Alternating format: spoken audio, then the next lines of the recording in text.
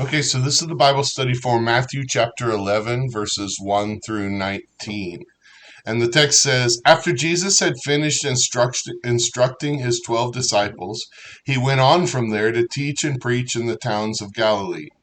When John, who was in prison, heard about the deeds of the Messiah, he sent his disciples to ask him, Are you the one that was to come, or should we expect someone else? Jesus replied, Go back and report to John what you hear and see. The blind receive sight, the lame walk, those who have leprosy are cleansed, the deaf hear, the dead are raised, and the good news is proclaimed to the poor. Blessed is anyone who does not stumble on account of me. As John's disciples were leaving, Jesus began to speak to the crowd about John. What did you go out into the wilderness to see? A reed swayed by the wind? If not, what did you go to see? A man dressed in fine clothes? No, those who wear fine clothes are in king's palaces. Then what did you go to see? A prophet? Yes, I tell you, and more than a prophet. This is the one about whom it is written, I will send a messenger ahead of you who will prepare your way before you. Truly I tell you, among those born of women, there has not risen anyone greater than John the Baptist, yet whoever is least in the kingdom is greater than he. From the days of John the Baptist until now, the kingdom of heaven has been subjected to violence, and violent people have been raiding it. For all the prophets and the law prophesied until John, and if you are willing to accept it, he is the Elijah who was to come. Whoever has ears, let them hear. To what can I compare this generation? They are like children sitting in the marketplace and calling out to others. We played the pipe for you and you did not dance. We sang a dirge and you did not mourn. For John came neither eating nor drinking, and they said, He has a demon. The Son of Man came eating and drinking, and they said, Here is a glutton and a drunkard, a friend of tax collectors and sinners. But wisdom is proved right by her deeds. Okay, so this is a profound and powerful text, an important text in the book of Matthew and in Scripture. So we're going to try to dig into it and see if we can pull out what God is trying to speak to us through it. Remember that you can download a PDF copy of this Bible study at www.abqnaz.org/alive so that you can follow along. Number 1 says, what did we talk about in our last study in the book of Matthew? A lot. We were in it for 2 whole weeks. Well, that may be true. Our last study was a 2-week study on Matthew chapter 10. And I don't know if it's very helpful, that answer. Although it may be true, it's not particularly helpful because we don't know what that a lot is, but maybe it jogs your memory when you remember that we had a 2-week Bible study. B, Jesus pointed out the need for workers in the harvest and asked his disciples to pray, or we could say probably commanded his disciples to pray. C, Jesus sent out his disciples with authority, specifically authority to cast out demons and heal diseases, and with the gospel message, the message that the kingdom of heaven is near. And then D, Jesus taught his disciples what to do when they went to a new town to minister to them. So, what do you do when you go to, what do you take with you? What don't you take with you? Where do you go when you enter the town? What do you do if they accept you or if they don't accept you? And so that was the instructions of chapter 10. Which I think are profound for the continuation of the proclamation of the gospel message throughout the New Testament, and probably for us today as well. Number 2, what is happening now according to 11:1 through 3? A, Jesus went on from there to teach and preach in the towns of Galilee. So that's what it says in verse 1. John, who was in prison, heard about the deeds of the Messiah. Now, this is something I want to just stop on because it's interesting how Matthew writes this. And remember, this text is very important. If Matthew's purpose, as we learned in the introduction Bible study, is to help Jewish believers understand their new faith in Jesus Christ in the context of their former faith in God through Judaism, then understanding who Jesus is, who John the Baptist is in the context of Old Testament prophecy has to be a key part of that. And it is throughout the book of Matthew. And in this text, we have that again. And so, what Matthew tells us is that John the Baptist heard about the deeds, not of Jesus.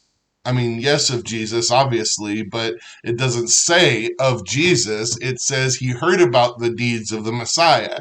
So, the first thing that came to my mind is, so did he hear about the deeds of Jesus and recognize them as the deeds of the Messiah? Which is honestly what Jesus pointed back to when he told him to send him, to go tell John what you've seen and heard. He said, these are the things that are going on, and these are the deeds that should be going on if the Messiah comes. So whether I don't know how they phrased the question or how John's commission or sending of his disciples to Jesus was phrased.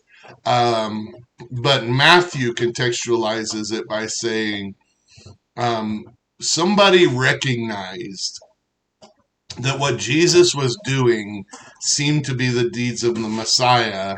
That's the way I read it.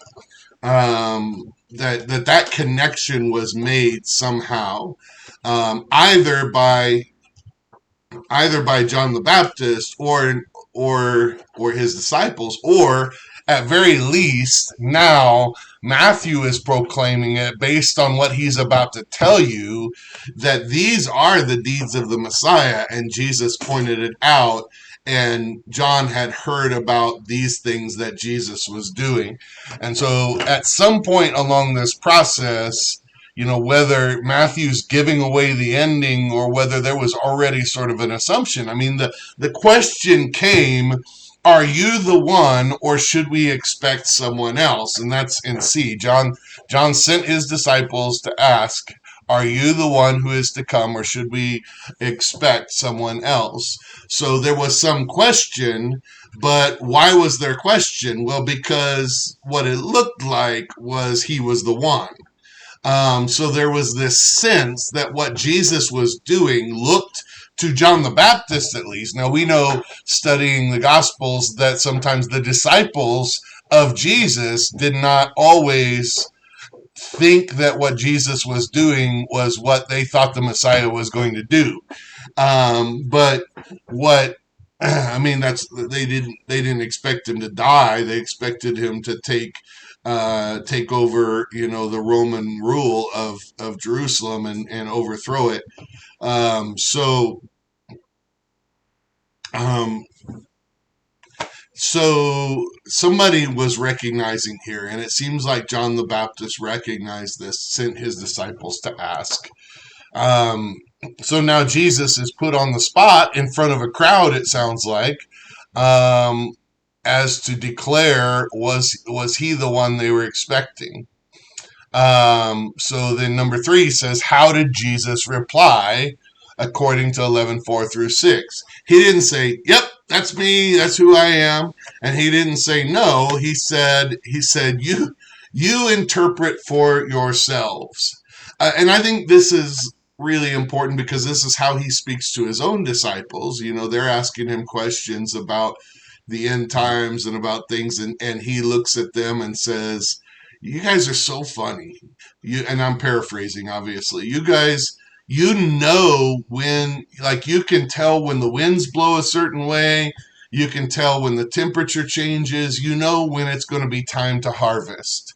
Like, this is an agrarian society, and you guys know how the animals are going to change their behavior. You know how the when the grain is going to turn the right color, or the right whatever it has to be in order to be ready for harvest. It's not growing any longer. You know all those things, but you can't look at the spiritual climate. Um, and so that was Jesus's sort of criticism of his own disciples, is you can see, like, you've lived in this world enough and focused on all the signs of the seasons and the times, but you don't have that same sense spiritually. Now, I'm not teaching on that text today, but Jesus sort of says the same thing to John's disciples. He says, I'm not going to tell you yes or no. I want you to evaluate for yourselves and decide. Because honestly, if Jesus says, "Yeah, I'm the Messiah," then everybody's gonna go crazy. Some in a good way, some in a really bad way. If he were to say, "No, I'm not," it's funny, popped into my head, Neo from the Matrix. Are you the one? And Neo asked Morpheus. It's been a long time. Am I the one? Or no, not Morpheus. The lady, the Oracle, says he's not the one, because saying you're not the one, you got to figure it out for yourself. Anyway, that's a movie. That's not this. But there's some things there based on, I think, some biblical thoughts, for better or worse. Um, and it makes really good sermon illustrations sometimes. But the thing is, so Jesus could have said no, and sort of reverse psychologied it, but that's not what he did either. He just said, I need you to just look and see what you see. Because if you say it, if you decide it, it's different than if I tell you. Um, and by the way, I think that's true of faith in our life too. That we can have somebody proclaim that Jesus is Lord over and over and over, and we deny it and decline to accept it and whatever. But when we come to the realization that Jesus is who he says he is, and that he should be Lord of our lives, it's a different thing. So Jesus says, go back and report to John what you hear and see. The blind receive sight. This is B. The lame walk. Those with leprosy are cleansed. The deaf hear. The dead are raised. And I stopped there on purpose. And then C says, tell John the good news is preached to the poor. So all of these, if you were studying the Old Testament prophecies about the Messiah, all of these things would suggest that those who have been hurting are relieved of their pain, are given sort of a new lease on life. So the Messiah was to come to help those that are hurting. That's who would cry out for Messiah, that would need the touch of God. And then the good news is proclaimed to the poor is another thing. This is not a physical thing, but now we're saying that the people that are usually left out of all the latest news breaks, of hearing about the good things that are happening, are the ones that Jesus is going to. So he's initiating the the sort of proclamation of the good news with the poor instead of with the rich. Yeah, he's going to the, and I'll just say, I was criticized by somebody this week who listened to one of my sermons for for sort of criticizing the American church, or sounding like I was criticizing individual churches. And I'm still processing that, because I that's not my intent. I'm not, my intent is never to criticize a pastor or an individual church, and I don't think I've ever called out names or done anything like that. But this was this other person's perception of something that I said, and I my intent is not to criticize any specific church or churches around us, because oftentimes you could say from outside, they're not doing this, but you go inside, you find some really godly people that are doing their best to do what God says, and so I just want to clarify. But I do believe that God has given me a prophetic gift, and that whatever you think that means, it probably doesn't. What that means is to be able to look at the situation around me, to hear from God a word for the people in the situation around me, and then to declare it. And so I feel like God gives discernment for us to evaluate the situation around us. This is the discernment that Jesus was talking to his disciples about. You can't feel the spiritual climate. You don't know what's going on. And I feel like God has given me some spiritual gifts to be able to look around and not be blinded to what's going on. And so I'll stand up and criticize it, but not for the purpose of criticizing others, but for the purpose of proclaiming that, hey, this isn't how it should be. And Scripture teaches this. This is who we should be. And oftentimes I'm preaching that message to my church. The person that was criticizing me was not in my church, was not, didn't understand, probably didn't know me that well. Um, and was watching one of these videos sort of from the outside. So so I'm trying not to take it too personally too. But I just want to say that I feel like I need to say that when we plant churches, a lot of times, whether it's the Church of the Nazarene or other denominations, when we plant churches, it is much easier to plant a church in, for instance, the Bible Belt, where people still, there's many people that still generally think they ought to go to church. And then we create a church that has really good programs, really good preaching. And has been, Kevin Jack talked about this at M25.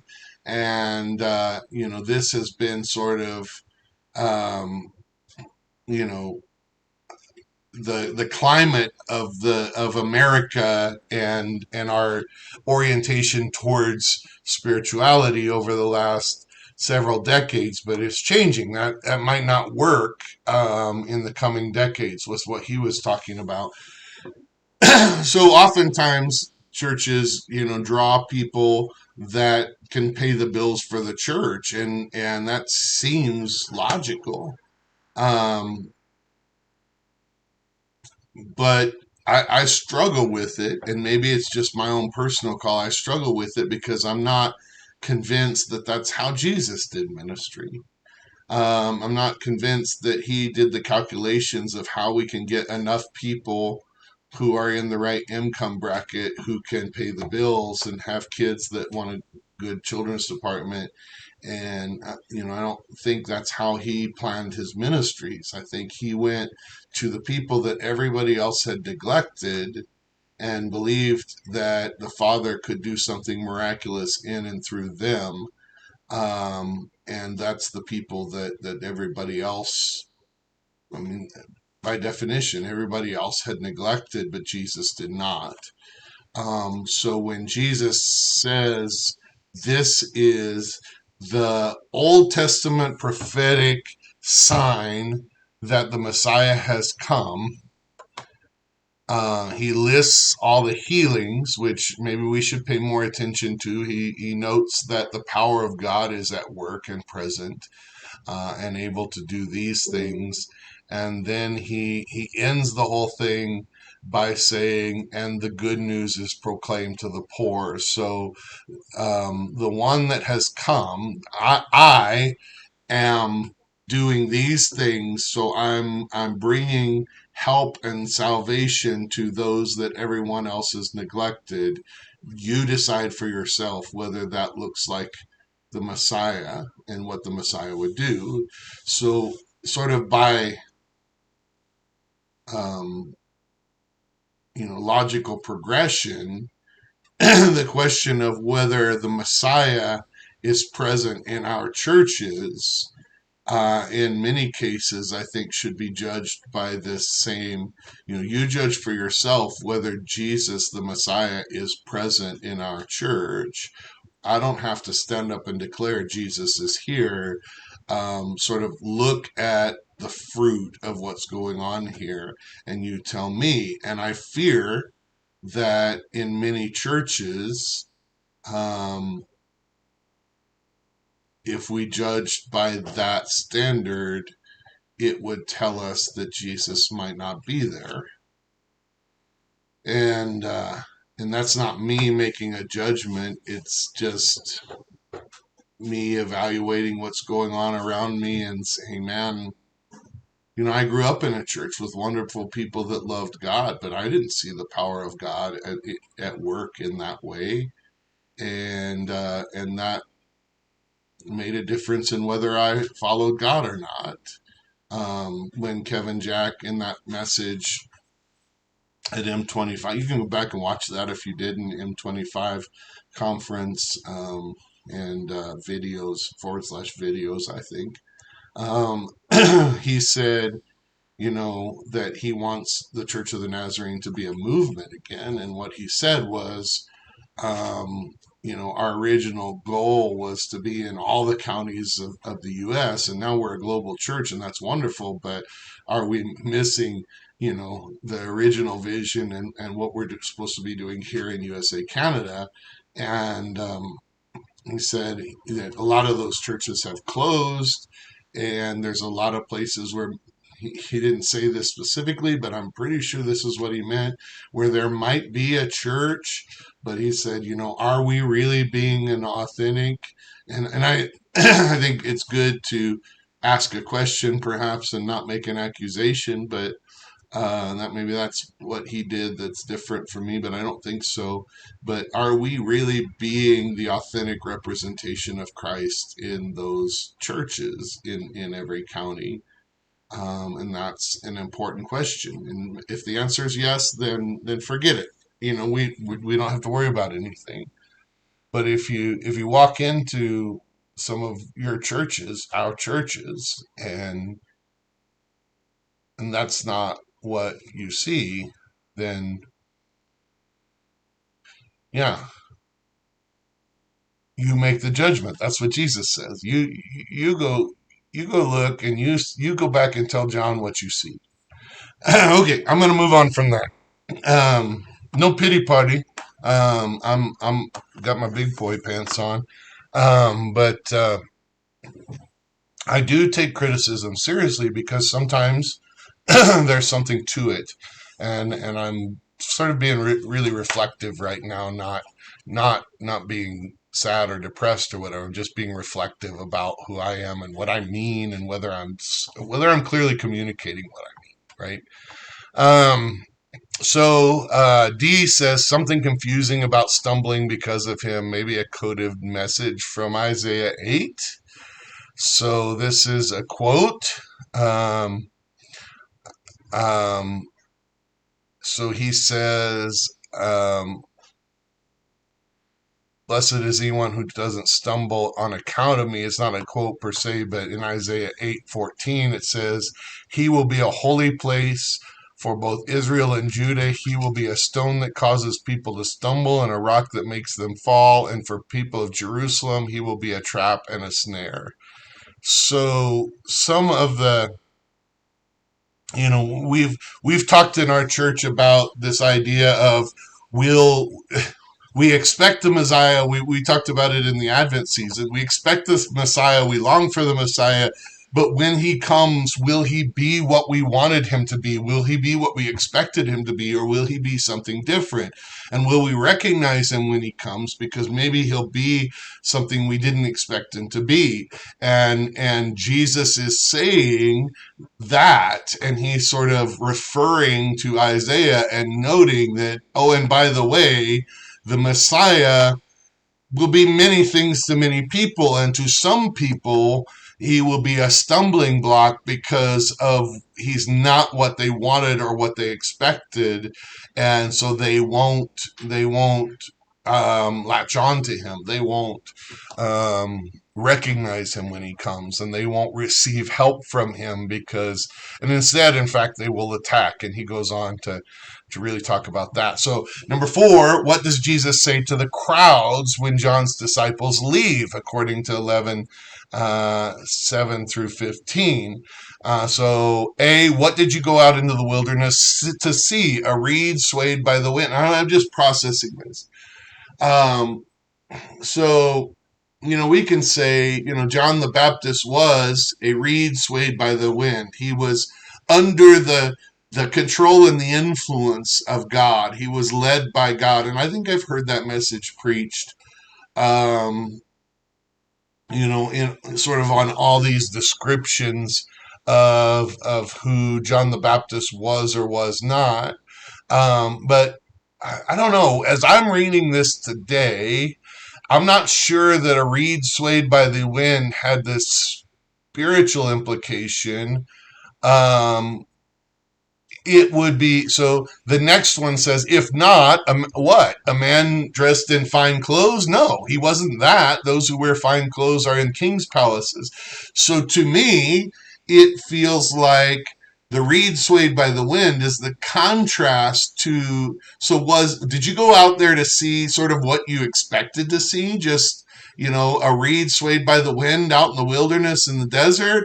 Or was there somebody out there dressed in fine clothes that would have drawn you? So did you go out there to see essentially nothing, or did you go out there to see something that was really something from the world's perspective? No, that wouldn't have been out there. Then what? A prophet?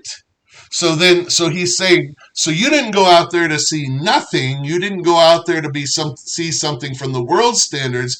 You went out there to see something that was clearly of God, a prophet. Yes, and I tell you, more than a prophet. So you recognize that he had a prophetic voice. You recognize that he was speaking from God.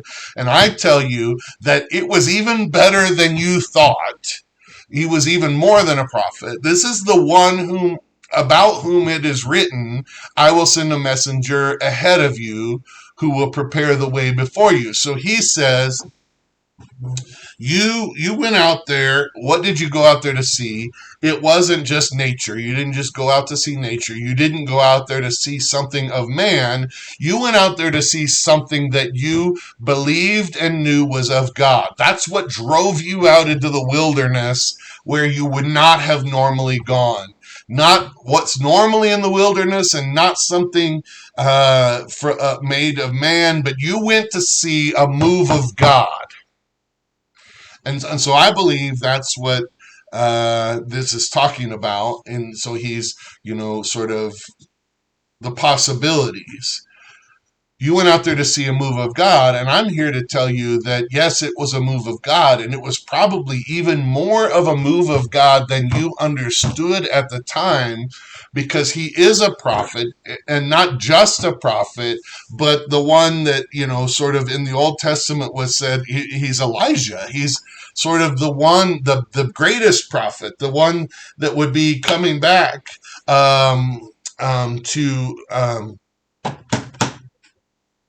to guide the way for Jesus, for the Messiah. Um, I'm sorry, the dog is chewing on the carpet, so we're gonna fix that. Jesus told the crowd, this is D. Jesus told the crowd that John was the one that was foretold would be coming ahead of the Messiah. Jesus talks about the importance of John because it says something about who Jesus is coming after him. Then he tells them if they are ready to accept it, they should, but many won't be ready. So this is sort of a paraphrase, and him telling them who John is really important because it tells them who Jesus is and ultimately answers the question that John's disciples ask. So here's an interesting question. Why did Jesus answer the question more clearly to the crowd than he did sort of in this cryptic, you look and you discern, to John's disciples? Um, and I'm not sure of the answer of that, but I think that he answered the crowd in a, now he still referred to Old Testament scripture, but maybe he knew John's disciples would have understood all the context better and should be understanding what's going on better, and so he expected more of them. He expected them to be able to see and judge these things, whereas the crowds perhaps did not have as much spiritual discernment, and so he wanted to make it more clear to them. Um, but even then he pointed out that surely they already knew if they went out in the desert to see John, because surely there was a reason they went out there, and it wasn't to see nature and it wasn't to see something fancy of man. It was because they knew there was a move of God going on. I mean, is that possible that they knew about this move of God and they were sensing it? So he's sort of affirming their spiritual discernment that they have more than perhaps they even realize. And I think that's interesting. So, number 5, what is the meaning of 11:16 through 19? A, Jesus clearly making a statement about this generation, but I'm not sure what it is. Um, to whom can I compare this generation? They are like children sitting in the marketplaces and calling out to others. Um, we played the pipe for you. So he's making a comment about this generation, which is interesting because I feel like when I talk about the church in America, that I feel like I'm following in the footsteps of Jesus, and maybe that's not my place. Maybe I'm not Jesus, but he says this generation, this is what's going on amongst the people of God today. This is sort of what they're expecting, and I feel like that's something that's appropriate for a pastor to do. Anyway, um, still processing it. Sorry. B, Jesus is pointing out that the people have an immature expectation that the one who was promised would be coming to do things like they want and expect it. So the children in the marketplace probably, um, um, so I'm imagining sort of beggars, but like street performers. You know, if you go to here in Albuquerque, we have some. I saw a guy playing a guitar with a mouth pipe or whatever they call it, harmonica, the other day. There's a violinist that I see over off Coors every now and then that she's really good. We have a few street performers, but I'm not sure. I don't see a lot. You go to Vegas, crazy street performers. Like I saw a guy play drums on buckets that was in pans that was just outstanding, amazing. You go to New York City, I think Nashville. You go to certain places, you're gonna see that. And there's a variety of people. Some of them are homeless and just trying to get a dollar for some food, and some of them are maybe not homeless, but still sort of starving artists and just struggling to make it through gig to gig or whatever. Um, but you know, if children are performing, then there's something going on in their family that there's definitely a need. So they are calling out to people, basically.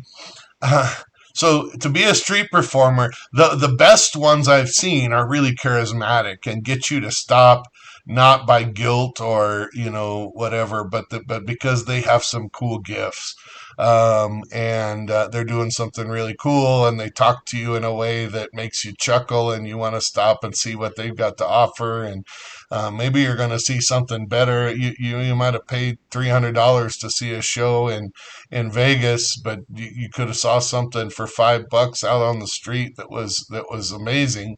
So you chuckle and you stop and you see what it is, and they're charismatic. But then there's also people that say, hey, I was playing. You didn't even respond. Where's the money? I've had people actually yell at me because I paused for a second to listen, but I didn't throw money in or whatever. So to me, when I read this, that's the sort of thing. We played the pipe for you and you didn't dance. We sang a dirge and you didn't mourn. So we thought that we were going to sort of perform for you, do this thing for you, and you were going to sort of respond in the way that we expected to our performance. So that's what I'm reading when I read this, that Jesus is saying this generation expects to play a little jig and I dance, sing a dirge and I mourn. That this generation expects that they're going to do something and I'm going to respond accordingly to what they expect. Um, People come out and they want healed and they expect me to heal in a certain way.